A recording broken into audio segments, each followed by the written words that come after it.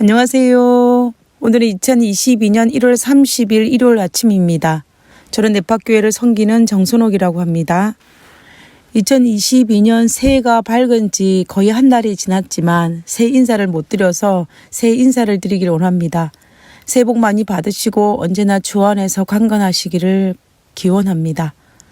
오미크론이 여전히 기승을 부려서 우리의 많은 부분에서 생활에 장애를 주고 불편을 끼치지만 이런 상황 속에서라도 그리스도인으로서 누릴 수 있는 최대한의 기쁨과 행복은 절대로 빼앗기지 마시고 주님과 동행하는 멋진 새해 맞이하시기 바랍니다.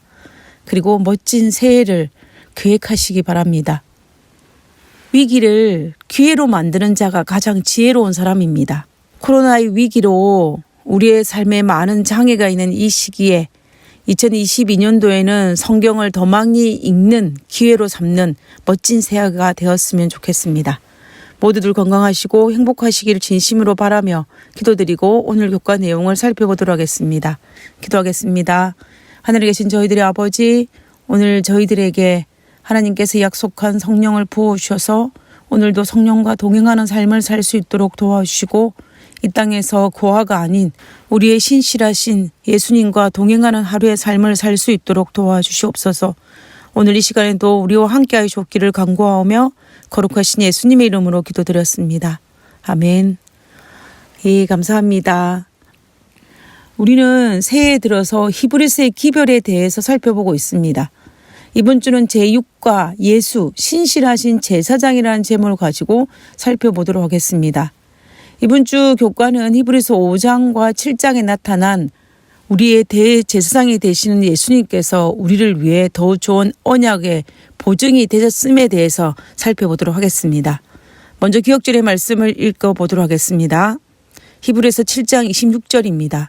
이러한 대제사장은 우리에게 합당하니 거룩하고 악이 없고 더러움이 없고 죄인에게서 떠나 계시고 하늘보다 높이 되시니라. 아담이 범죄하기 전에는 에덴 동산을 함께 거닐면서 하나님과 깊은 교제를 나누셨습니다. 그러나 범죄 이후에는 죄가 들어옴으로 말미암아 더 이상 하나님과 아담은 함께 거닐며 깊은 교제를 나눌 수가 없었습니다. 다시 말하면 하나님과 긴밀한 교제가 끊겼다라는 것입니다. 그 이유는 우리가 알다시피 하나님과 아담 사이에 죄로 말미암아 넓은 간격이 생긴 것입니다.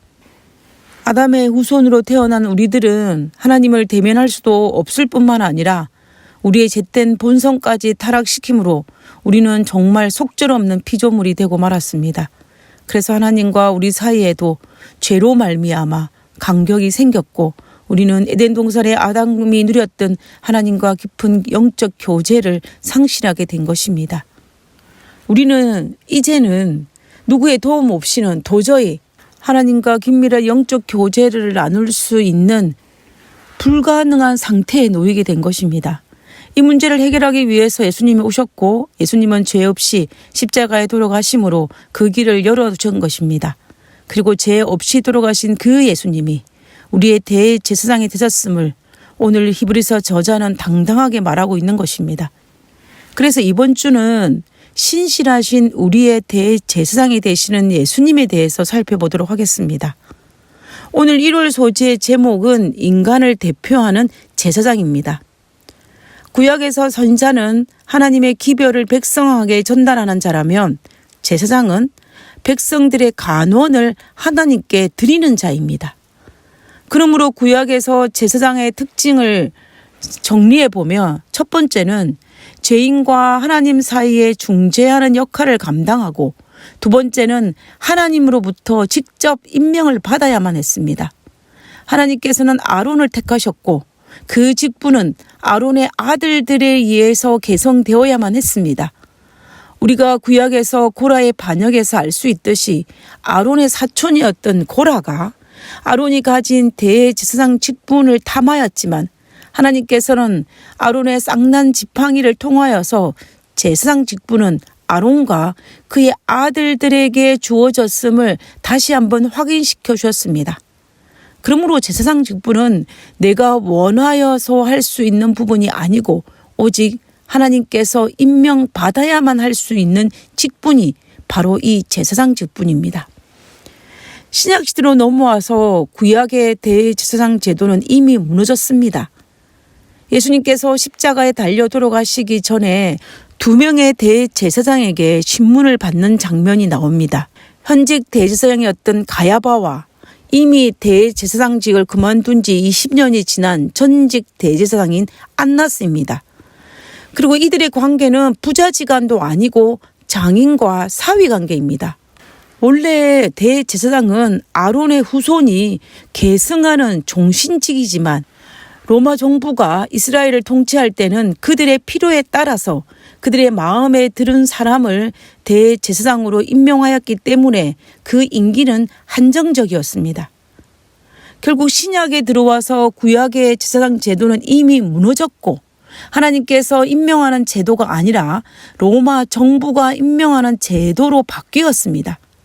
다시 말하면 더 이상 제사장으로서의 직분을 감당할 수 있는 능력을 상실하였음을 알 수가 있습니다. 자, 그다음에 세 번째는요. 제사장을 맡은 사람은 자비롭고 인간의 연약함에 대해서 잘 이해해야만 했습니다. 왜냐하면 죄인을 하나님께 중재하는 역할을 감당하는 사람이었으므로 죄인을 이해하지 못하고 죄인에게 자비롭게 대하지 못하면서 그들의 연약함을 이해하지 못하면서 중재자로서의 역할을 감당하는 것은 불가능합니다. 구약의 이런 제사장의 역할을 예수님께서는 우리에 대해 제사장으로서의 모든 조건을 갖추었음을 히브리서 저자는 소개하고 있는 것입니다. 첫 번째는 예수님은 우리와 하나님 사이의 완벽한 중재자로 오셨습니다. 두 번째는 예수님도 하나님께서 임명하셨습니다. 히브리서 5장 5절에서 6절에 보면 그리스도께서 대제사장이 되심도 스스로 영광을 취하심이 아니요 오직 말씀하신 이가 저더러 이르시되 너는 내 아들이니 내가 오늘날 너를 낳았다 하셨고 또한 이와 같이 다른 데 말씀하시되 내가 영원히 멜기세덱의 반차를 쫓은 제사장이라 하셨으니 우리는 이 본문을 통하여서 예수님을 제사장으로 임명하신 분은 하나님이시고 멜기세덱의 반차를 쫓은 제사장임을 선포하고 있는 것입니다. 그리고 세 번째는 예수님은 자비롭고 우리의 연약함을 아시는 분입니다. 예수님께서 이 땅에 33년 6개월을 사시면서 인간의 연약함이 무엇인지를 직접 체험하셨습니다. 그리고 누구보다도 우리의 연약함을 아시고 우리의 연약함을 체휼하지 아니하시는 분이셨습니다.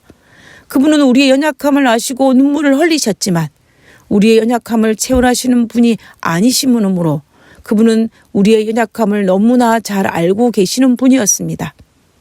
히브리서 5장 7절에서 9절에 보면 그는 육체에 계실 때에 자기를 죽음에서 능히 구원하실 이에게 심한 고통과 눈물로 간구와 소원을 올렸고 그의 경외하심을 인하여 들으심을 얻었느니라. 그가 아들이시라도 받으신 고난으로 순종함을 배워서 온전하게 되었으니 자기를 순종하는 모든 자에게 영원한 구원의 근원이 되시고 우리는 사복음서와 신약에 등장하는 많은 성경 구절들을 통해서 우리 예수님은 이 땅에서 우리 인간이 당할 수 있는 모든 고난을 당하셨고 우리의 연약함을 직접 보셨고 불쌍히 여기셨던 분이셨습니다. 그러므로 그 누구보다도 우리의 연약함을 아시고 우리의 연약함을 자비롭게 대하시는 분이 바로 예수님이십니다. 이런 측면에서 볼 때에 예수님은 구약의 제사장 직분의 정통성을 이어받으셨음을 알 수가 있습니다. 이와 대조적으로 예수님 당시에 임명되었던 대제사장이라는 그들은 직분을 가지고 기득권을 행사하였지만 구약의 정통성은 이어받지 못했습니다. 그들은 하나님과 백성의 중재자도 아니었고 하나님께서 임명하지도 않으셨고 그리고 그들은 결정적으로 자비롭지도 않고 포악하고 간사한 무리들이었습니다. 그와 반면에 예수님은 우리의 대제사장으로서의 자격이 충분했습니다.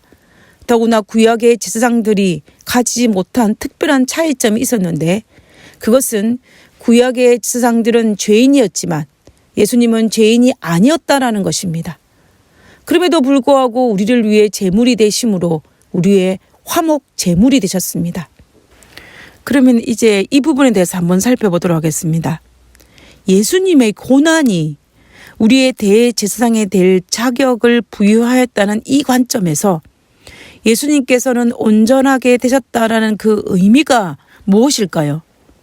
그것은 예수님의 33년의 지상에서의 삶과 십자가의 죽으심의 고난을 통하여서 도덕적으로 더 자비롭고 은혜롭게 되셨다는 것이 아닙니다. 이러한 경험을 하지 않으셔도 이미 예수님은 온전하신 분이셨습니다. 그러나 예수님은 죄인인 우리를 하나님과 중재하시는 참된 대제사장으로서의 자격을 갖추기 위해서 우주 거민들에게 사탄에게 고난과 십자가의 죽으심을 통하여서 우리를 향한 예수님의 사랑, 그분의 참된 인성, 그리고 인류의 대표자로서 하나님의 뜻에 온전히 순종하였다라는 것을 본으로 보여주셨습니다. 그것을 통하여서 예수님은 우리의 대제사장이 되셔서 우리 앞에 우리를 대표하는 제사장으로 설 수 있는 온전한 자격을 갖추었다라는 것입니다. 오늘의 제목이 인간을 대표하는 제사장입니다. 다시 말하면 죄인인 우리를 대표하여 제사장이 되셔서 아버지 하나님 앞에 서심을 말씀하시는 것입니다. 히브리서 5장 9절에 보면 온전하게 되었으니 자기를 순종하는 모든 자에게 영원한 구원의 근원이 되시고 라고 하였습니다. 우리가 이 부분을 쉬운 성경으로 살펴보면 그래서 예수님은 우리의 완전한 대제사장이 되시고 그에게 순종하는 모든 자에게 영원한 구원을 주셨다라고 설명하고 있습니다.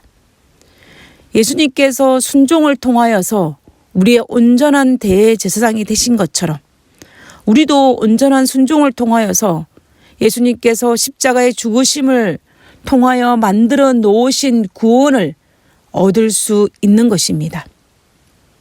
우리의 대표자가 우리의 제사장이 예수님이란 사실이 얼마나 감사한지 모르겠습니다. 그리고 우리의 허물을 책망하시는 분이 아니라 이해하시는 분이고 자비로우신 분이고 우리 연약함을 아시는 그분이 바로 우리의 대표자요 우리의 제사장이라는 사실이 얼마나 감사한 일입니까?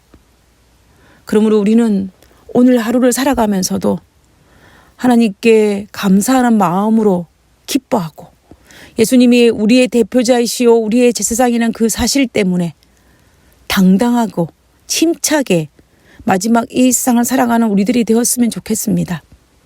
오늘도 이런 예수님을 생각하면서 행복한 하루 보내시기를 간절히 바랍니다. 기도하고 마치겠습니다. 온 우주 만물의 통치자 되시는 예수님께서 저의 구원을 위해서 고난을 받으시고 자신을 제물로 바치시며 하나님 앞에서 저를 대표하고 계신다는 사실이 저의 마음에 뜨거운 감동과 감격으로 다가올 수 있게 이 순간 역사하여 주시옵소서.